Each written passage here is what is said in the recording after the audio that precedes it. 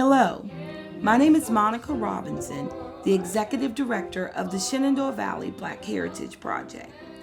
Thank you for joining us for this third video of 4 of Aunt Betty's story, A Slave Narrative. This video includes readings by her descendants and covers chapters 6, 7, and 8 of her narrative.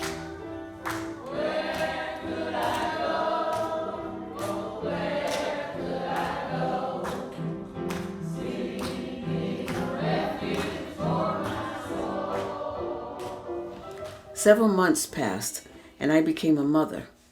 My dear white lady, in your pleasant home made joyous by the tender love of husband and children all your own, you can never understand the slave mother's emotions as she clasps her newborn child and knows that a master's words can at any moment take it from her embrace.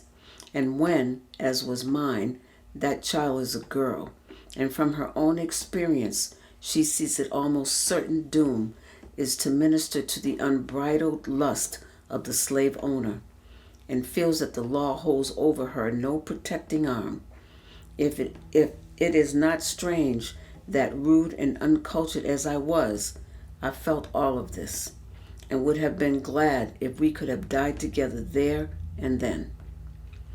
Master Kibble was still hard and cruel, and I was in constant trouble. Miss Lucy was kind as ever, and it grieved her to see me unhappy.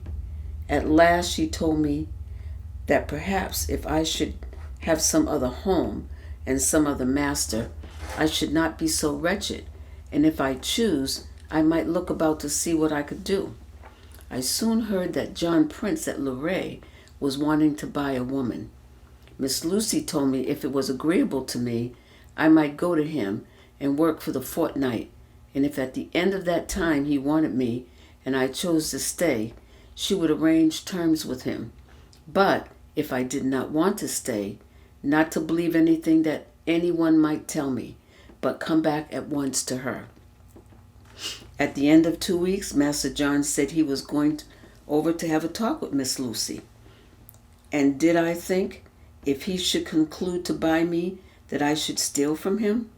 I answered that, if I worked for him, I ought to expect him to give me enough to eat, and then I should have no need to steal. You wouldn't want to go over yonder into the garden of another man and steal his chickens when I'm working for you, would you, Master John? I expect, of course, you will give me enough to eat and to wear, and then I shall have no reason to steal from anybody. He seemed satisfied and pleased, and bargained with Miss Lucy, both for me and my little girl. Both Master and Mrs. Prince were kind and pleasant to me, and my little Charlotte played with the little princes and had a good time. I worked very hard, but I was strong and well and willing to work, and for several years there was little to interrupt this state of things. At last, I can't say how long, I was told that John O'Neill, the jailer, had brought me, and he soon took me to his home, which was in part of the jail. He, however, was not the real purchaser. This was David McCoy, the same who had grabbed Jerry on that fatal morning, and he had brought me with the idea of taking me to Richmond, thinking he could make a speculation on me. I had never in my life felt so sad and so completely forsaken. I thought my heart was really breaking. Mr. O'Neill called me, and as I passed out the door, I heard Jacqueline, the jailer's daughter, singing in a loud, clear voice. When through the deep waters I call thee to go, the rivers of woe shall not thee overflow, for I will be with thee and cause thee to stand, upheld my righteous, omnipotent hand. I can never forget the impression of these words, and the music and the tones of Jacqueline's voice made upon me. It seemed to me as if they all came directly out from heaven. It was my Savior speaking directly to me. Was not I passing the deep waters? What rivers of woe could be sorer than these through which I was passing? Would not be righteous, omnipotent hand uphold me and help me? Yes, here was his word for it. I would trust it, and I was comforted. He mounted the stage, and we're off for Charlottesville, where we stopped overnight and took the cars next morning for Richmond. Arrived in Richmond, we were again shut up in jail, all around which was a very high fence, so high that no communication with the outside world was possible. I say we, for there was a young slave girl whom McCoy had taken with me to the Richmond market. I had been told by an old Negro woman certain tricks that I could resort to when placed upon the stand that would be likely to hinder my sale. And when the doctor who was employed to examine the slaves on such occasions told me to let him see my tongue, he found it coated and feverish, and turning from me with a shiver of disgust, he said was obliged to admit that at that moment I was in a very bilious condition. One after another of the crowd felt on my limbs, asked me all manners of questions, to which I replied in the ugliest manner I dared, and when the auctioneer raised his hammer and cried, "How much do I hear for this woman?" the bids was so low, I was ordered down from the stand, and Eliza was called up in my place. Poor thing. There were many eager bids for her, for such as she is, the demands of slavery were insatiable.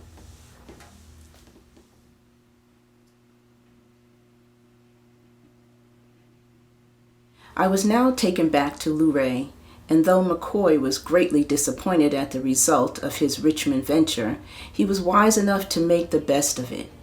Mrs. McCoy took a fancy to keep me, and as she had not work enough to employ all my time, I found I could earn in the neighborhood enough money to carry home a large interest on my cost. After a while, McCoy agreed that if I could bring him $1.50 every Saturday night, he would be satisfied, and I could do what I pleased with myself. I washed blankets and bed quilts as well as weekly washings. I cleaned house and I worked in the fields, getting a job wherever I could find it and whatever it might be. I was near my child where I could see her often, and I was comparatively happy. After a time, Master took a job of work on the pike, designing to work it with free Negroes, whom he would hire for a small fee and board them. He took me out there to cook for them.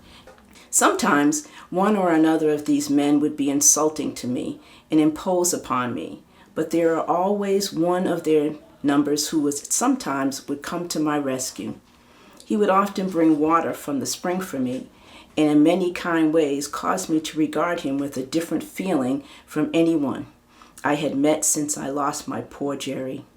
This man was Frank Veney, afterwards my second husband. When the work on this pike was finished, my master took some similar jobs elsewhere, and I had many changes during these 3 or 4 years. At last we got back to Luray, and Master agreed with me that I should pay him $30 per year for my time, and whatever I earned above that should be my own. I rented of John Prince a little house at Dry Run, just at the foot of the mountain, and with my little boy Joe, now about 2 years old, lived very contentedly.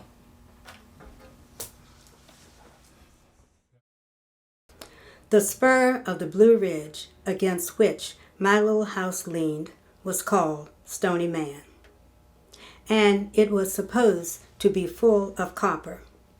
Some time ago, some northern adventurers had set up an engine in order to mine the copper and test its quality. But for reasons which I never understood, the project was abandoned, and the men went home. They had built a small shanty on the ground, and I had lived with them to do their work. It has been a dreary experience to me, and I'm thankful when it was over.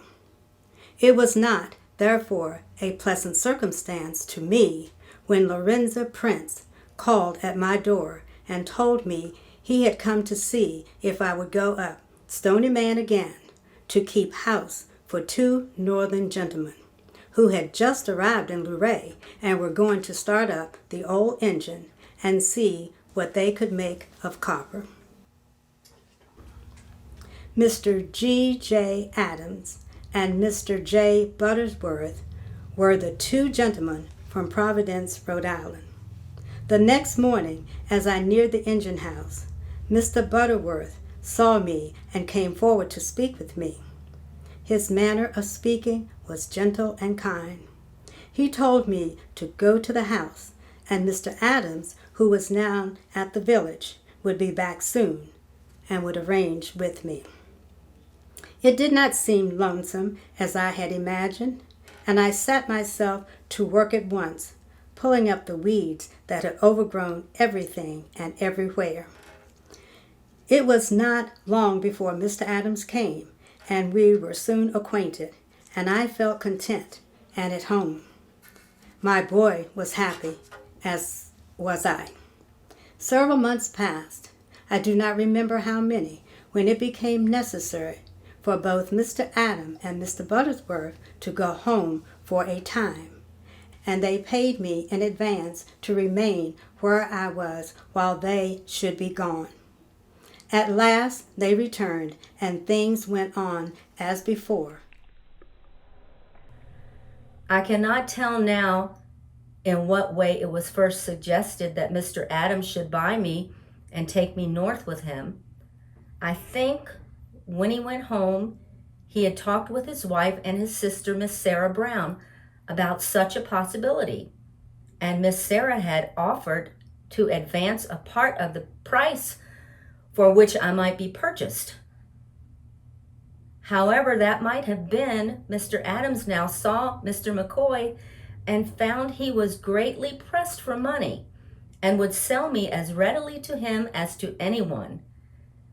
And not to spend too much time over what was really a very simple business transaction, a bill of sale was at once made out to Mr. Adams, which reads as follows: Received of G.J. Adams, $775, it being the purchase of my Negro woman, Bethany, and her child, Joe.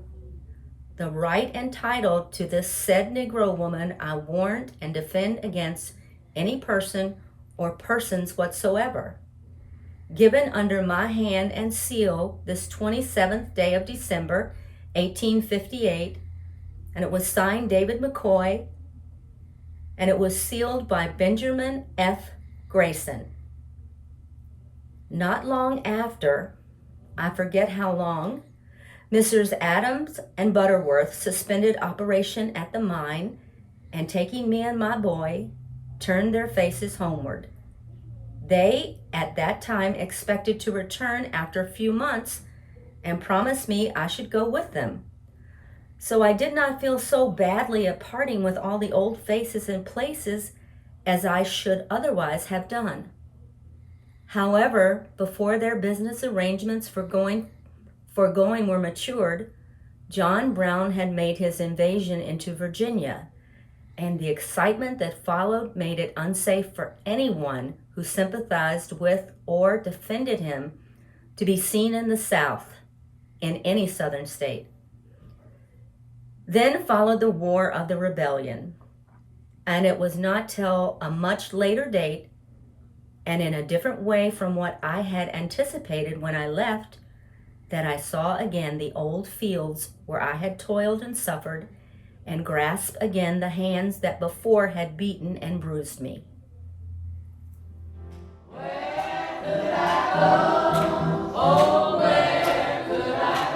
We hope you enjoyed this, our third video of 4 of Aunt Betty's story about Bethany Veney.